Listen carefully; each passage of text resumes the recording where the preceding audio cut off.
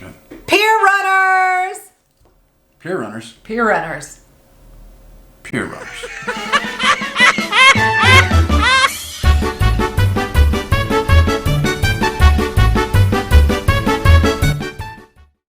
Hey everybody, thanks for joining us again for our Cruise Tips 101 series where we're going to give you 101 cruise tips and tricks. Now we're on to tips number 61 through 70. Wow. As always, before we get started, if you enjoy these videos, please hit the subscribe button. Thumbs up. Thumbs up. Remember, at 1,000 subscribers, the Big Blue Carnival bag is filled with stuff for you to take on your next cruise, including the DJI Osmo Pocket Camera. Wow. That's a great gift. That's right. So, subscribe now. Subscribe today. Let's get to 1,000 subscribers, you guys. That's right. All right. Without further ado, let's start with tip number 61. Understand the difference between a shore excursion booked through the ship or a shore excursion booked through an independent third party. Yeah, and there's a big difference, right? Big. There's a couple big differences actually. The first thing is when you book a cruise excursion through the ship, understand you're probably going to have a larger group of people. Yes. Okay, first and foremost. So that's one of maybe the disadvantages of booking through the ship is when you book through an independent third party, they're usually smaller groups of people, so it's not as much of a cattle call, so to speak. But really... Also, they can be less expensive with a third party. Yes, so absolutely. there is a benefit to doing that. However, you take the risk of. You do take the risk. So the big risk is that if you're on a third party excursion, if they don't get you back to the ship on time, you just might be seeing your ship sail into the sunset. Yes. Because the ship's not going to wait. The only time a ship will wait for you is if you are booked through their shore excursion. If that excursion is late getting back, the ship will wait for you. Exactly. Understand that that does not mean if your shore excursion gets back on time and you decide to go shopping and then you're late, the ship will wait for you because the ship does know when your excursion gets back because they let the ship know. Just be advised, those are your options for when you book a shore excursion. Yeah. So nothing against third party. I heard there's some great ones. Yes. Sharon at Sea does them all the time. Yes. So we just choose not to at this point. Maybe that'll change at some point, but at this point we don't. Number 62. Always check your activities guide on board the ship. On Carnival, it's the fun times. It's the little thing they leave in your room every night. Tells you everything that is going on the ship. And I mean everything, literally minute to minute. Yes. From entertainment, food, everything that is happening on the ship. And then also now all ships have apps. Yes. And it's always, with the Carnival Hub app and the Royal Caribbean app. So all that stuff is on there. And we used to say bring a highlighter to highlight the stuff. I don't know that that's you could still do that if you like to go through the paper you can do it, but now all the apps have like a little thing that you can, it'll actually give you a reminder. Yes, like so when that's the event's really happening. Cool. So that's but really cool. That requires you to have your phone with you to remind. So we like leaving our phones in the cabin and not taking it with us. So we always miss out on stuff because we forget about it. No, we just make note of it. Yeah, we do have a whiteboard. Yes, we do. So use that guide or the app or whatever. Yeah. So plan your day out. We like to do that. And number 63. Remember, keep your cool. Keep your cool on the ship. Yeah. Keep your cool in the cruise terminal. Keep your cool.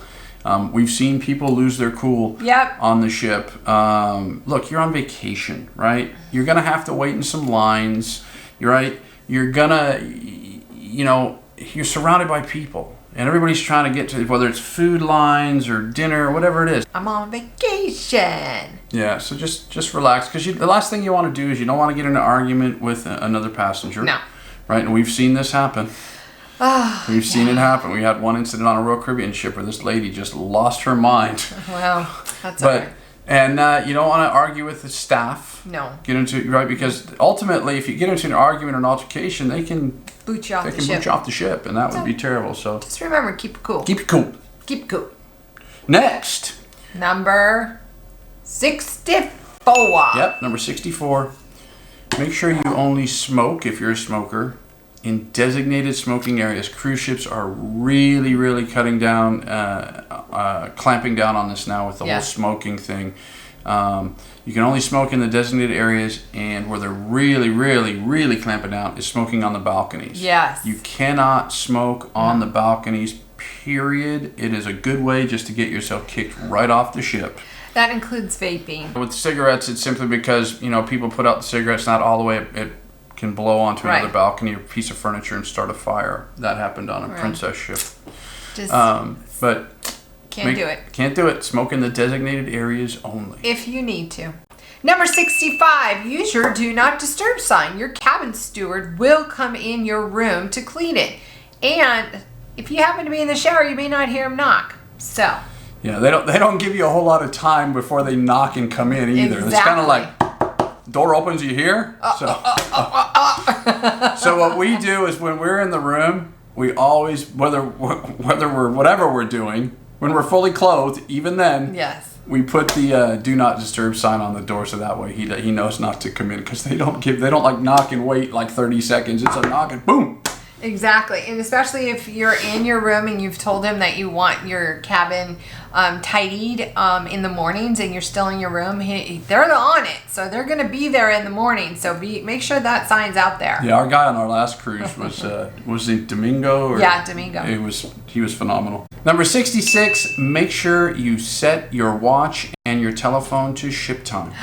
Very important. Right? And then more important is on your phone, make sure you mark the little do not auto update time. Yes. Otherwise, every time you get on land again, it'll update to the current time in the port. Yes. So when you're on a ship, you're always on ship time. Yes. Always, always, always. That's the ship arrives on ship time, the ship leaves on, even if it's different than the time in the port. Yes. Some cruise lines will change times, and some do not. We changed times a lot on that ship. We must have changed times 3 or 4 times. Yeah. We changed different times. The ship time actually changed. Yes. And then some cruise lines, I think Royal Caribbean, was it Royal Caribbean? I don't know. I don't think they changed time. It was just the ship time was the ship time. So anyway. Yeah. Just go by ship time. Just go by ship time. Otherwise, you may miss your ship. Yes. So make sure when you do go on your excursions, you're taking a device that has the ship time. Yeah, the 2 most common reasons people miss ships in port, they're not on ship time, and they drink too much. There you go. So.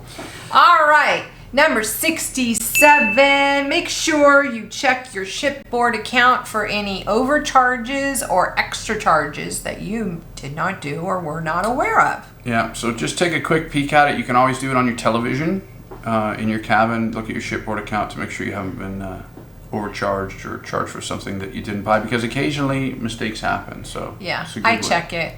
I check it instead of Brad because I don't want him to see all the casino charges. Just kidding. But I do check it for casino charges. You understand that I can check it, right? Yes. I'm just hoping you know I checked it and it's all good. Okay, sorry. You go, number 60. Don't look at the bill, honey. Just don't do it. Don't look at it. All right. Number 68 is make sure you take your ship card, your sailing sign card, your Sea Pass card, whatever ship line you're going on, and a photo ID when you get off the ship. That's the important part. And a photo ID. Because it used to be you could get back on the ship with just your sailing sign, your Sea Pass card, but more and more ports now require you to have some sort of identification. A form of identification with a photo on it. I'll get it out, I promise. But just an FYI, I know it's been going around that really you only need your sailing sign and your driver's license. However, we were in Dominica. Mm-hmm. And had we not taken our passports, it would have been hard for us to get back on the ship. We would have got back on, but they were asking for passports, like your passport. Yeah, they didn't want They didn't want your driver's license. They wanted a passport only. Yes. But we were told actually to take a passport. Yes. So just and the ship will let you know, but we're pretty good about We always take our passports anyway. We just do. When we go on, we always take our passports. So we leave copies in the safe. So. Yep. Anyway, number 69. Number 69. That's right. Stay hydrated on the ship and while you're in port. Yes, very important because I have a tendency to get dehydrated very easily. Right. So, when you're wherever you live, you're from Florida, you're probably used to that humidity, but especially when you go to the Caribbean, you're not used to the heat and humidity. It dehydrates you very quickly. And then combine that if you're having a few adult beverages along with it, that alcohol dehydrates you, and I've seen it happen. Yeah. It happens. They get dehydrated and boom, down they go. Yeah. So, best if you're going to be drinking alcohol is kind of that one drink, one water, one drink, one water. Yes. So that way you keep yourself hydrated. You can order water for your stateroom. So if you're going to go into port, just throw it in the bag that you're bringing, a bottle of water. Yeah, we do safe. All the time. We always take order a couple bottles with us. We always order water for the cabin. So we've got plenty. Yeah, and our last cruise we got so much we couldn't even drink it all. We left 12 bottles of huge bottles of water. It's crazy. It's nuts. All right, number 70, and this was our intro teaser. Get back to the ship on time. Otherwise, you become a pier runner. No, not a pier runner. A pier runner. I don't want to be a pier runner. On our breeze cruise, we had a couple pier runners. Remember, in Barbados. Yes, and it's not funny for the people running to the ship. It is funny. Not for the people running to the ship. They should have got back on time. But the people that go out and wait for pier runners to make fun of them. Oh my gosh, it's a riot because you don't want to. Everybody just waits on their balcony they're waiting. We were like waiting. It was on the breeze because we were on the back of the ship. So we had a great view of where the exit was for the dock there, and there was like 4 people. Yeah, no, I mean I feel sorry for those who are running, but there were a couple of people that were late and they were still stopping. They had one of those like cutout things you can put your head in, pictures. And they were stopping and taking pictures. Seriously. So just make sure you get back to the ship on time. Otherwise, let me tell you, you'll be very popular on YouTube.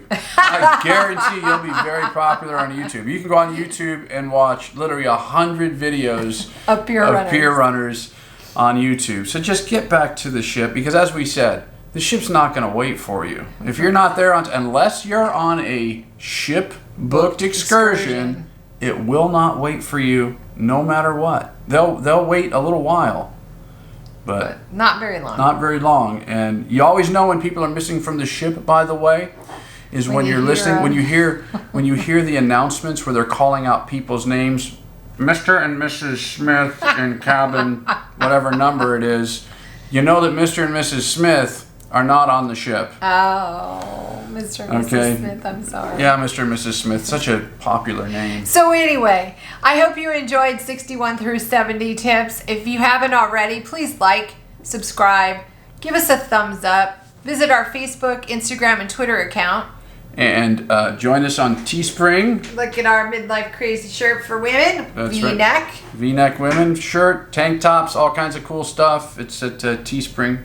There's always a link in the description below directly to the Midlife Crazy Teespring store. And thank you again so much for helping us get closer to our 1,000 subscriber mark. I'm Kimberly. I'm Brad. And we're Midlife Crazy. Thanks for watching. Bye.